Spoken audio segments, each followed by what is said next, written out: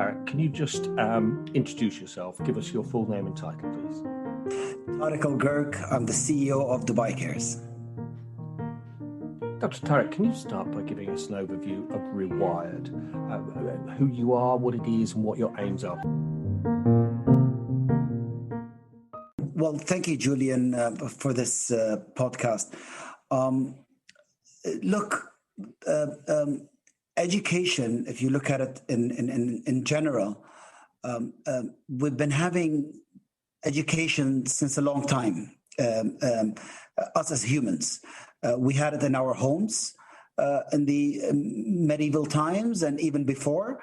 And if you go prehistoric even, we have it since 3,000 or 5,000 years. But these were basic education happening between community members and at home, teaching, family, parents teaching their children the way of life and how to live.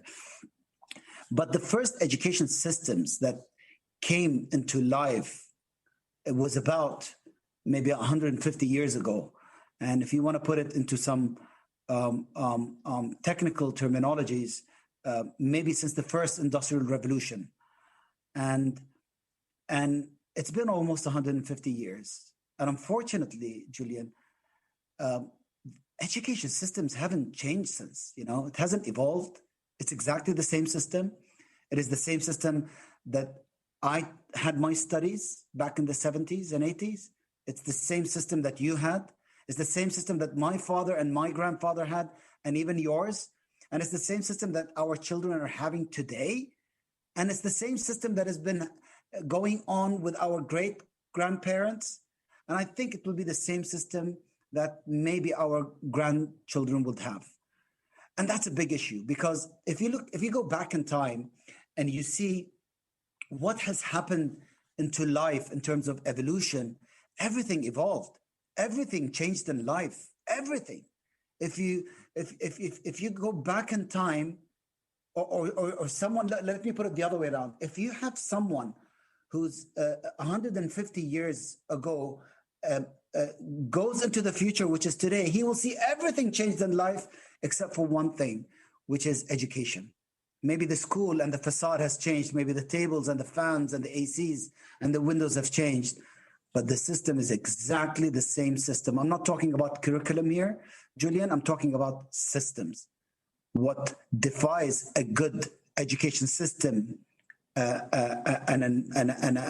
a bad system is how you put the whole ecosystem together. Curriculum is just one, and we cannot dictate a success of a system based on a curriculum, because that depends on each country, and we cannot dig into that. And each country, they know what the curriculum should be, but it's the system end of the day. It is the teacher.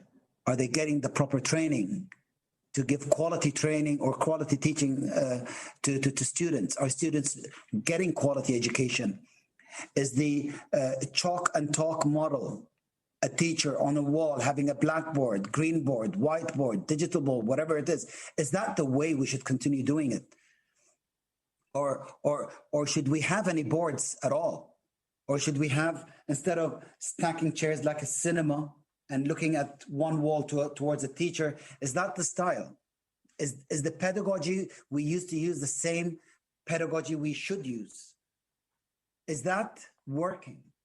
Should we have it circular? Should we have it on the floor? Should we have it on couches? Should we keep it the same? I don't know. You see, all these questions we don't know. And the issue, Julian, is we have evolved so much as humanity, especially the technological advancements that we are having nowadays. Technology, and especially in a post-COVID-19 context. That's another talk I'm going to speak in a bit. But the way we have evolved by technology, is that the future our children would want? I mean, I have 4 daughters. Leave the last one. The last one is still 2 years old. But the other ones are between the ages of 13 and 9. 3 daughters every day on their iPads, on their iPhones, on their, notebooks, Macs, on their TikToks, on their YouTubes, on their Instagram. they're used to that life. They were born with this life. They were born with the digital world. Do you think examinations is their solution? Maybe to my daughters, yeah, maybe they would suffer a bit, but I'm telling you, for millions and millions of children, examinations is not the solution. We're going towards a new dimension here.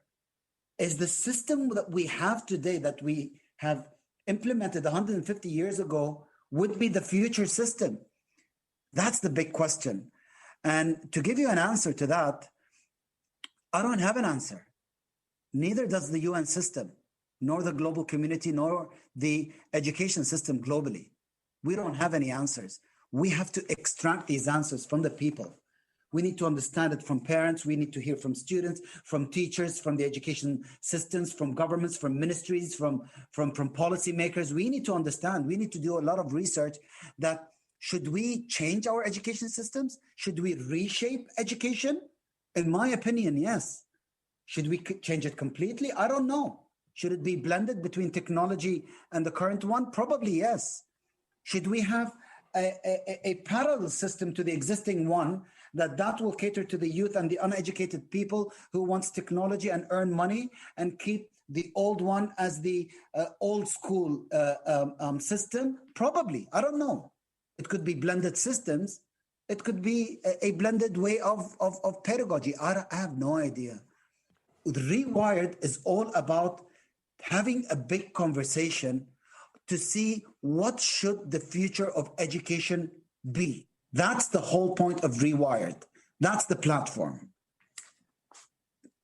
To you. And what you've outlined here very passionately, articulately, is a monumental task. How do you begin? Where do you start, Dr. Tariq? That's the million-dollar question. I mean, we're a philanthropy, Julian. I mean, our funds, although we do, our annual grants are, give or take, it's $30 million on average every year, but that's small compared with the bilaterals. That's small compared with the multilaterals, but it's a good amount, and because the UN system, the bilaterals and the multilaterals, such as the World Bank, such as GPE, such as other platforms, they're all busy solving other issues. What's happening at the same time, we have a huge issue of collaboration, and these entities are not collaborating at the highest level when it comes to education. And to start, the first thing we need to do is we need to unite the sector. The sector is not properly united. Each agency is doing work in education based on their mandate and their strategies and their plans. And to get them into the game, to be one party, it's very hard, because each agency has its own objectives, her own goals, own KPIs, and you can't get them working together in terms of a global strategy. And us, how do we come in? We are funding almost all of them. We fund UNICEF, we fund UNESCO, we fund GPE, we fund the World Economic Forum, we fund the World Bank, and we fund a lot of other entities, the WFP. We fund NGOs such as Save the Children, such as Care International, Plan International, and so on and so forth. And there are a lot of grassroots and local NGOs. And what we realized, that if we don't do anything now as Dubai Cares, because we have the financial resources and we have the experience on how we can set a plan to unite them all together, to start having a dialogue and a conversation on how to take feedback and extract information on what works and what doesn't, and what needs to be done to tweak things for the future of education. If we have the power to do that, then let's do it and give it in as a dossier to the appropriate UN agency to take it on board on a UN level, to extract all this information and start setting the first ever agenda towards education. We don't have a global agenda on education, Julian. Now, but you have begun some initiatives yourselves, haven't you? It's Rewired Talks and Rewired X. So these are presumably the first steps to extracting this information you're talking about. Tell us more about these initiatives. How do they work? Well, look, the main aim with Rewired is to have a global summit, bringing heads of states, bringing prime ministers, ministers of education, technology, youth, you name it, heads of UN agencies, youth, the private sector, chief executives, teachers, policymakers. We get all of them, and we have a proper dialogue on 3 days at the summit. The RewirEd Summit will be held in December 2021. It will be on the 12th and 13th and 14th of December. It's a partnership between Dubai Cares, Expo 2020 Dubai, and the Ministry of Foreign Affairs and International Cooperation of the UAE. The main dialogue here, we're going to have 3 days. Day one, we're going to talk about the youth, skills, and the future of work. Day two, we're going to talk about innovation in education. Day three, we're going to talk about education financing. We're going to take all these points, everything that has been discussed from all the attendees, which are heads of state, heads of UN agencies, prime ministers, ministers of education, technology, youth, girls, all the ministers related to it, with teachers, the private sectors, and heads of business, private sector, coming in under one roof to put all these points to hopefully start working on the first draft of a first ever global agenda on education. That will come with strategic partners, and we won't be able to do it, which is UNICEF, UNESCO, UN Special Envoy for Global Education, GPE, the World Economic Forum, the World Bank, and the WFP, and Education Cannot Wait, coming all together, putting this dialogue for hopefully putting this agenda that will be hopefully achieved by 2030 to have a prosperous future for education.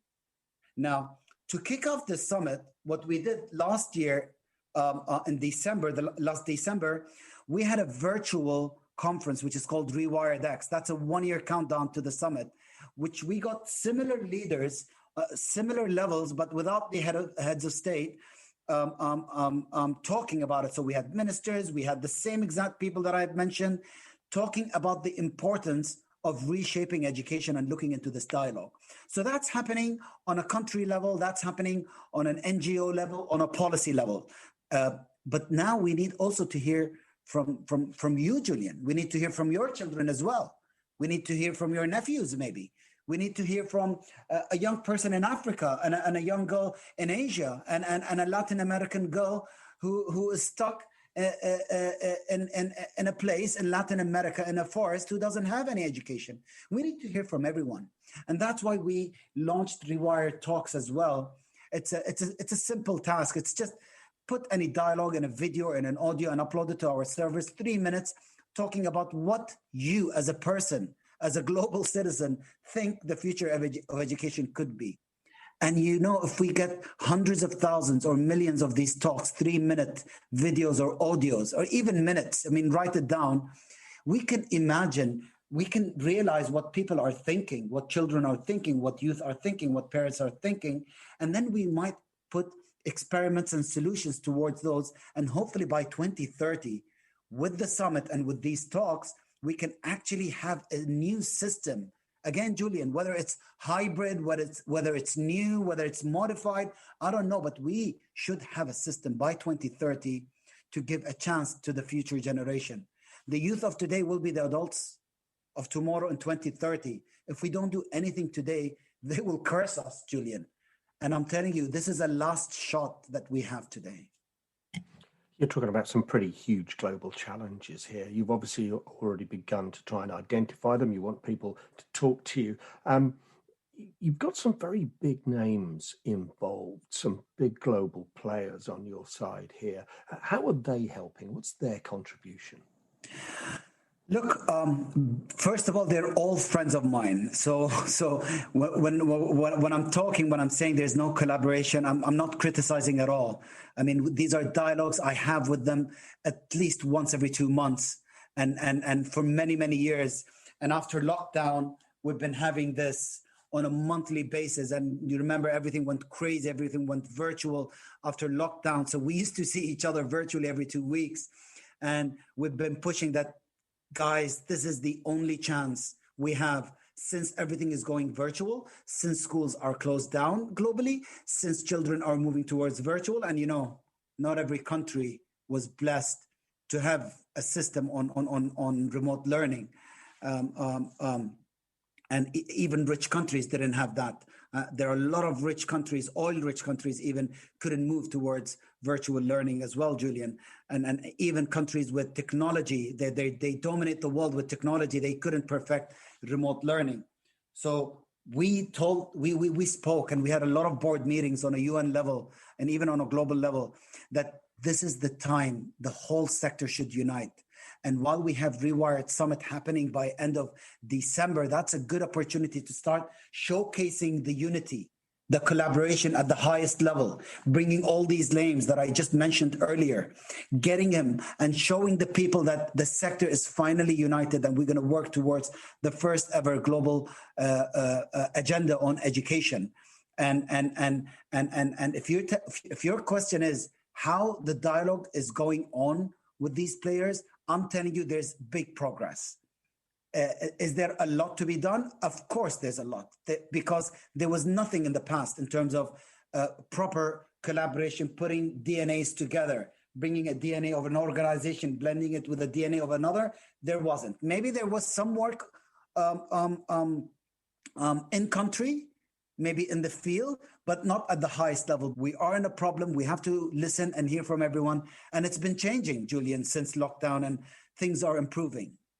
Now, you've said things are improving, but you're talking about an education system that, as you say, hasn't changed in 150 years. How confident are you that you can rewire it, restructure it in just 10? Don't push me towards a corner, Julian, but look, I believe we can do it, to be honest with you. If we have, let's assume after RewirEd Summit, if all the content of the summit, if all the points that we take it to a global UN platform, which we have, it has been identified between all the partners, but we haven't agreed should that be the one. But if we agree, and we will, hopefully by RewirEd, that all these points will go to that, and all the stakeholders that I mentioned will work on taking all these points and drafting it as a global agenda, and start working on the global agenda, and we put it in our language in KPIs, I think we can do it, Julian, because we have that UN entity which will work on the global agenda year on year until 2030, until the agenda and the KPIs are achieved. That's one. I've been talking to the UAE government to hopefully have an annual gathering after RewirEd Summit. So we might call it RewirEd Forum here in the country.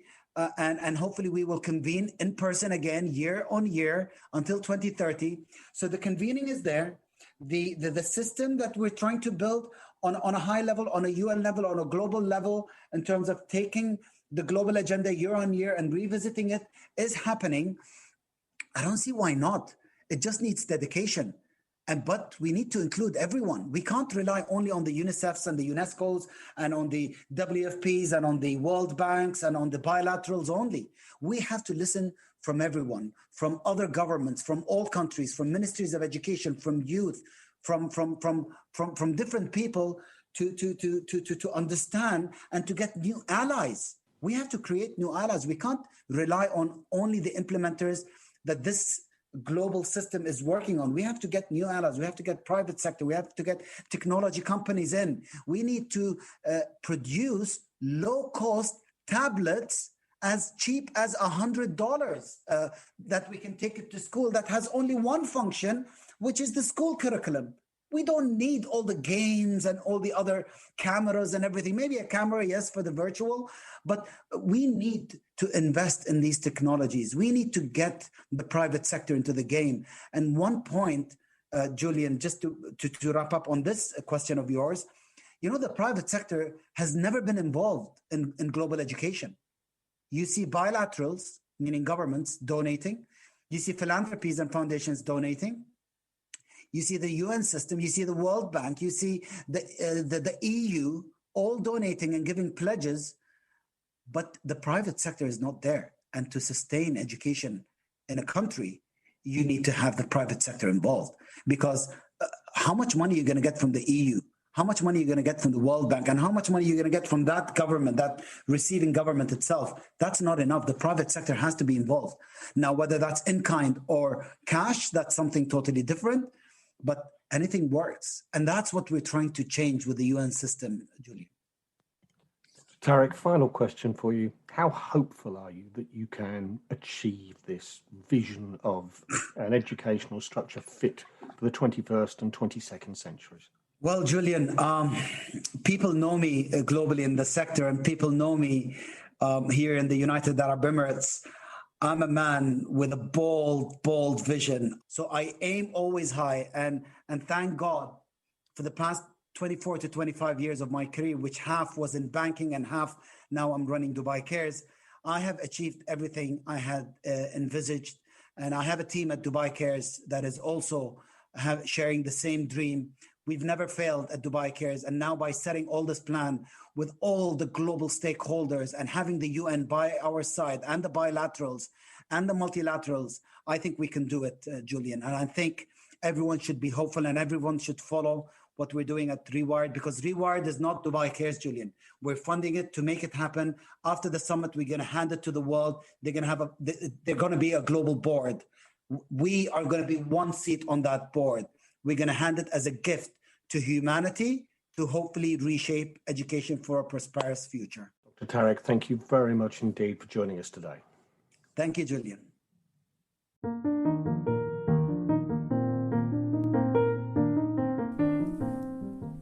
I hope you enjoyed this podcast.